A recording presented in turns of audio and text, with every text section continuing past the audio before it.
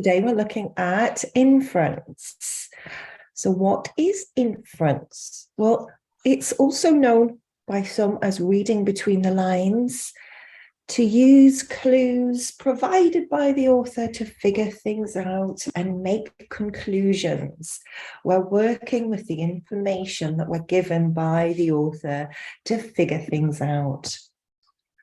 So we're looking for the indirect meaning in terms of it's not there, it's not actually stated, but we are reading between the lines to work out the actual truth. So, for example, the boy shivered. The inference that we can make is it's a cold day. He's cold. Mary sniffed and wiped her eyes. The inference that we can make is Mary is upset or quite emotional. As Ruth opened the letter, her face turned white. Well, we're thinking maybe something in the letter has actually shocked Ruth. When we're answering inference type of questions, we need to, just as we looked at last session, we need to write our answers using the PEE structure. So the point, first of all, clearly state your idea, your inference that you've made. Then include your evidence, provide a quotation that supports the idea of the point that you've made. And then the most important bit is the explanation, where you explain in more detail how your evidence proves the point. This is where your analysis comes in. So what I'm going to do is we're going to have a look at some pictures. I'm going to ask you a question for each of the pictures. Take a look at this picture. How does the girl feel? How does the girl feel?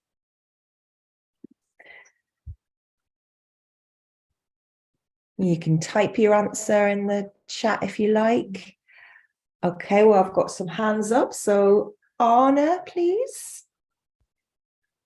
I think the girl feels heartbroken and probably his dad is leaving her. Okay, thank you very much. How do you know this?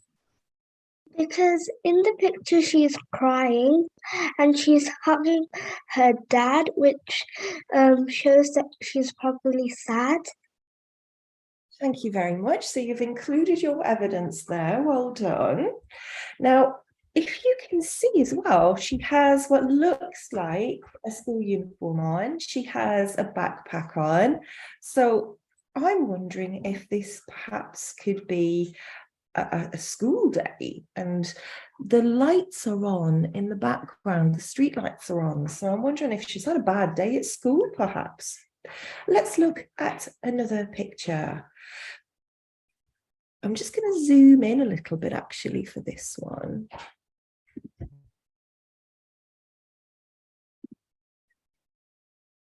Let's have a look at this picture here. What do you think is perhaps the story behind this picture? Take a moment and have a look.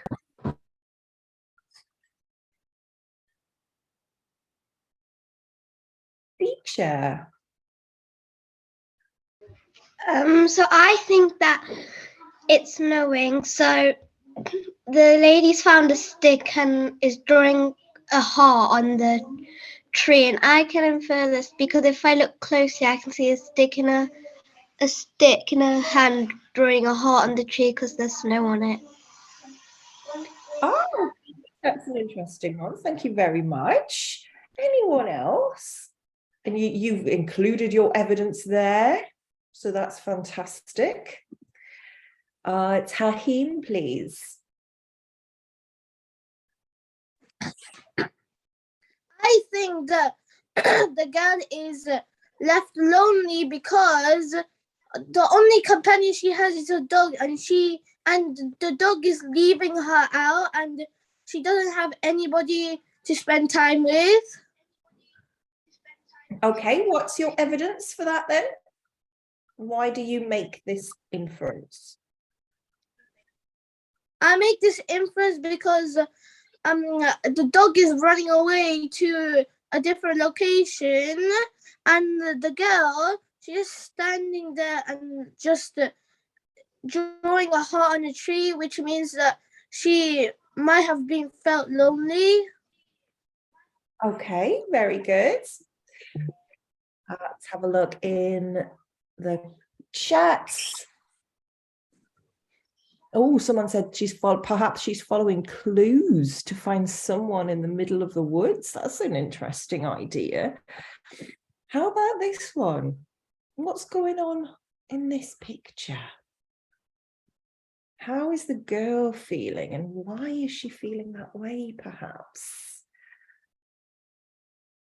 Sarvesh, please.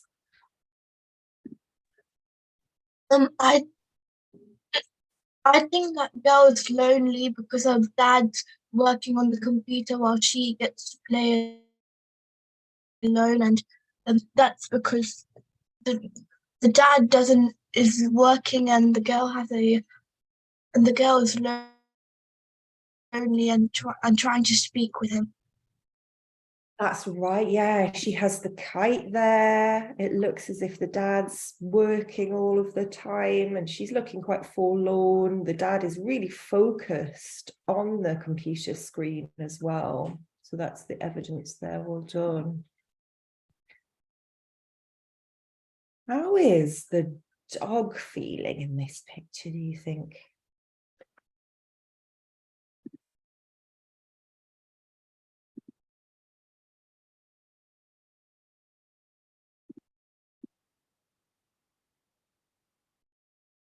Shreya?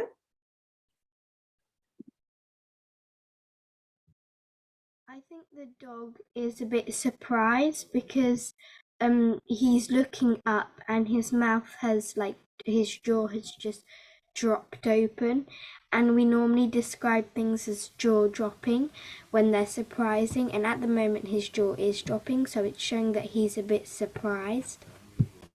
Absolutely. I think he's very surprised. He's looking in awe and wonder, essentially, isn't he?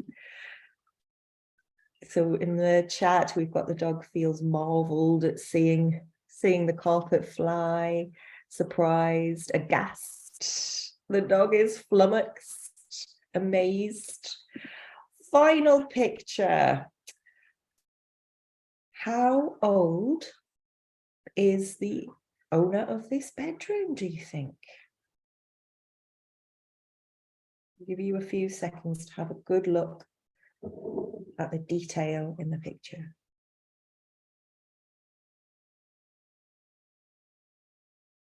Yusuf, please.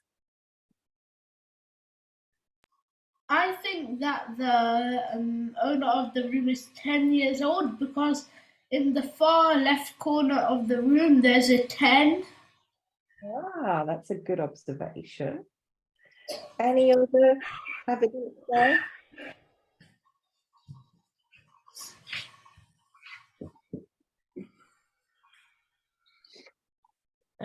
Let's have a look. We have Isla, please.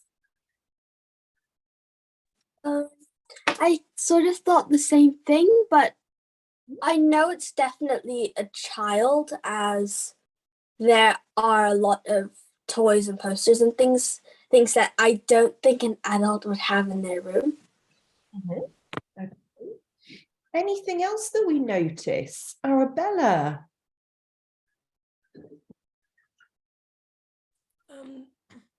There's more than, like, in the right, there's like 2 controllers, there's 2 guitars. Maybe he shares a room with somebody. Do you think, is there another bed there? No. Let's have a look at have a look at the posters as well.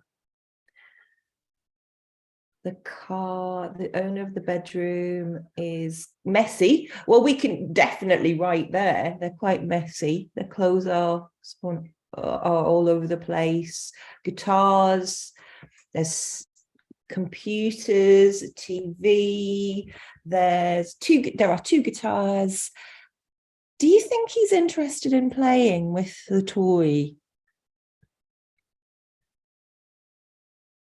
Abby? No, not really, because the toy is just left on the shelf and it's not really doing anything. That's right, yeah. He's not interested. A lot of people are saying in the chat, the toy is actually looking quite forlorn and left out. I think that this is a kid who has actually grown up now and is a bit older than usual to be playing with toys. As you can see from the posters, you've got the interest in cars and things that fly, and the guitars, the computers, much more interested in those kind of things. So I think perhaps it's a teenager now, and it's actually from Toy Story 3,